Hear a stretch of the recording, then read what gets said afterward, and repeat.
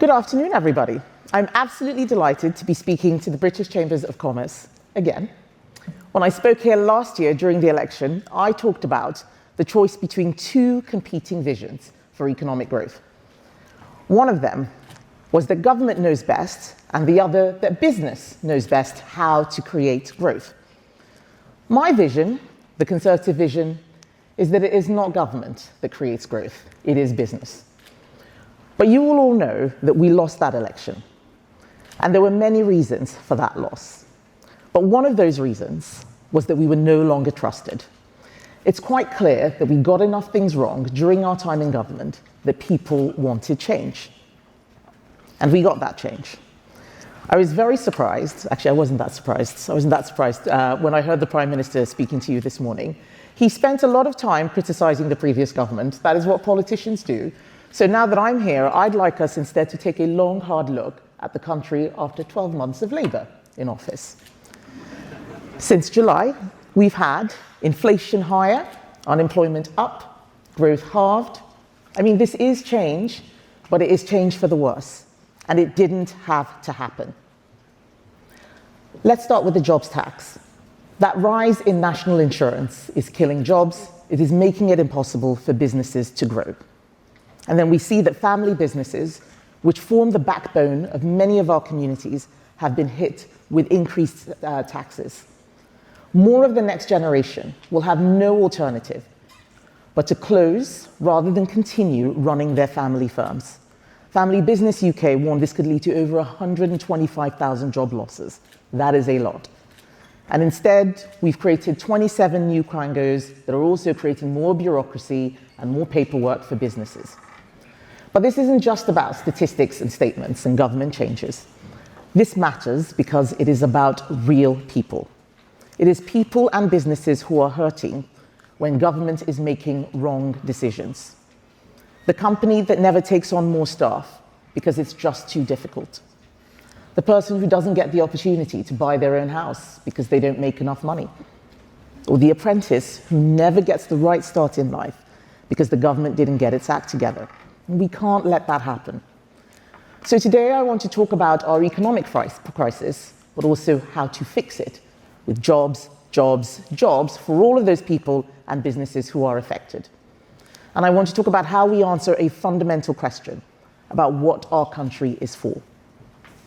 A question which this government should be answering, but has failed to do. A question which we won't be able to duck forever, none of us here. And that question is whether we are for the makers or for the takers. Whether we are for those who work hard, who get on, who build businesses, who make things happen, whether it's a plumber or a nurse, or those who don't. And I know whose side I'm on. But let me first talk about the biggest political issue of this week, welfare. Our debt interest is well over £100 billion a year. Welfare spending is out of control. The state is bloated. Productivity has flatlined, and the economy is stuck in first gear. Our country is living beyond its means. We are spending more than we're earning, and it means the cost of living crisis for working people is getting worse and worse. We need a totally different approach, one that ensures that things are easier for the makers, the people who work hard, create wealth and jobs, and deliver frontline public services, because currently this country has too many people who are taking. Whether it is those who sit at home with the curtains drawn while others go out to work, or those who skip the queue and arrive here illegally only to be given privileged access to social housing, the NHS, and our generous welfare system. Yet, despite having a supermajority in Parliament, the Prime Minister is in the fight of his life. He is trying to save some of the government's welfare changes that don't even cut the overall welfare budget. They only slightly slow down the rate of increase. And that is because his MPs are too scared to make difficult decisions. But we have to make difficult decisions if we're going to sort our economy. Britain needs real welfare reform if we're to incentivize takers to become makers, if we're to get people into jobs. By 2030, 1 in every £4 raised through income tax will be spent on health and disability benefits alone. That's not even touching the other benefits. That's more than the entire UK defence budget. And in an increasingly dangerous world, that is simply unsustainable. We need a fundamental rethink about which conditions should qualify for long-term financial support. And I was shocked to hear that the majority of new disability claims in this country are now for low-level conditions like anxiety. Research published today by the Centre for Social Justice shows that if we save and focus on supporting those with those really severe conditions, we save £9 billion a year from the welfare bill by 29-30. That's where we should be focusing our efforts.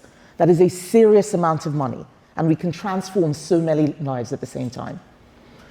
But by focusing on treatments to manage those less severe conditions, we can also get more people back into work. That's the crucial thing. And I know it won't be easy. And in fact, I think things are likely to get worse before they get better. Because with such a large parliamentary rebellion at the moment, I'm expecting U-turns on other things, like the two-child benefit cap. That means more spending, more borrowing. And protest parties like Reform are doing very well in the polls because they're promising even more benefits. The fact is, no one, except my party, the Conservatives, is talking about reducing welfare and job creation. And under my leadership, this is new leadership, the Conservative Party will not shy away from confronting the tough questions that need answering and, more importantly, providing the solutions. That is the role of a constructive opposition. And when business leaders, like the CEO of Currys, for example, say government policy is actively working against job creation, we should take note. Business leaders tell me that Labour's employment rights bill will make things worse, that the bill could cost the UK up to £5 billion a year in lost economic growth. That bill is 300 pages of red tape, which nobody running a business asked for.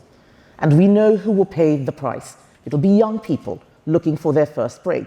It will be those who are left behind because hiring them becomes too risky and too expensive. And it will be smaller businesses, those who cannot afford a legion of HR officers and compliance officers. They're the people who are going to pay the price. But I'm not just here to talk about problems. Everybody can do that. We can all point out problems. You want solutions. So what will we do? I've said that we will remove Labour's red tape. We will remove the ability to strike with zero warning, something businesses cannot prepare for. We will remove the trade union right to roam in business premises. We will remove the new Fair Work Agency, another quango that is designed to hound British businesses, even when no employee has raised a complaint. How did we get to a point where a government felt it could impose these measures on business? We have forgotten a fundamental truth, that every pound spent by government, every benefit paid, it all comes from the makers. Makers who work every hour they can to make ends meet, provide for their families, and keep businesses and public services afloat. Makers are the foundation of our prosperity, and we are allowing too many people to become takers, not makers. It has led to a dangerous shift in thinking. Too many people now see business as something to extract from rather than invest in. They want to tax wealth before it's even created. They've forgotten that every job, every innovation, every export success comes from people in rooms like this who are taking risks. This is a crisis, and the question before us is simple. Who has credible solutions? And I know many of you will be skeptical of politicians standing here making promises, but look at who we are, not just what we say. My shadow chancellor, Mel Stride, built and sold a successful international business. My shadow business secretary, Andrew Griffith, he chaired a FTSE 100 company. Across our party, you will find people, entrepreneurs, who've taken risks, navigated regulations, and created jobs. And for too long, we've been caught in a loop where politicians don't want to make tough choices. Everybody wants to know how their problem will be solved this week, but who is securing the 10-year horizon? We are at a critical moment. People are feeling real pain. Cost of living, high bills, low pay, high taxes, they need a way out. But the crisis isn't just in the numbers, it's in the mindset. Just look at the spending review 2 weeks ago. Gone is the political imagination to even consider a future where the public don't hand a greater and greater share of their hard-earned money for the state to give them just little improvement in return. And too many in politics think growth comes from government, from regulators, central planners. I don't, I never have. There is a gap in the market for a serious centre-right plan, one that understands the power of the private sector to transform lives, one that raises aspiration and delivers higher living standards. And that is the difference between us and our opponents. Because Labour see business as something to regulate and tax. Reform want to turn back the clock and nationalise utilities. We see you, business, as partners in building Britain's future. You know when spending isn't delivering value. Government needs to know the same. This is about running government like you run your businesses, focused on outcomes, not process. And I've seen your regulatory burden firsthand. I was the business secretary. I saw what people were complaining about day after day, the endless forms, the duplicated reporting, the compliance costs that add nothing to productivity. And when I was business secretary, I cut it back. And under my leadership of the Conservative Party, I promise we will do even more. You tell me you can't find staff while we're paying people not to work. That ends under my leadership. And yes, we will cut taxes, but we will do it responsibly. And I say to all those people who worry about jobs, about growth, about public spending, you can't sit back and hope it will sort itself out. You need to speak up. You need to support policies that back enterprise, and you need to challenge those who want more and more state control. Don't just wait for politicians to do it. You need to get on the pitch too. And this isn't just about tax rates and red tape. It's about the country we want to be. Not a Britain of committees and consultations, but one where people have the freedom to build, to create, to grow. So bring us your ideas. We're in opposition. Now is the time for us to get them. All of you who came into my office when I was in government knew it's very hard to change when you're already in government. The train is already on its way. Get in while we're still at the station. We want to hear your priorities. We want to hear your solutions. And that is why I am personally inviting all of you here to participate in this year's Business and SME Day at Conservative Party Conference. I promise you it is going to be fun. But more importantly, it's an opportunity to build together an exciting new policy program to unleash the potential of business to transform the UK. You don't need to be a Conservative to participate in Business Day. You just need to want what is best for our country.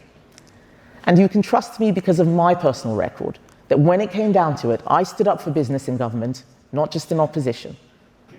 So back us, tell your customers, speak out, put your name to the cause. We can't turn this country around with polite applause or careful silence. We need your voice. We need your expertise. We need your determination. We all know, all of us in this room know, we can't work half the year for the tax man, while at the same time, half the country doesn't work at all. If we're going to turn those takers into makers, the private sector is going to be absolutely crucial to delivering this. Because no government bureaucracy has ever created long-term wealth. No politician alone can build lasting prosperity. That comes from business, from innovation, from risk takers and job creators. It comes from you. Thank you.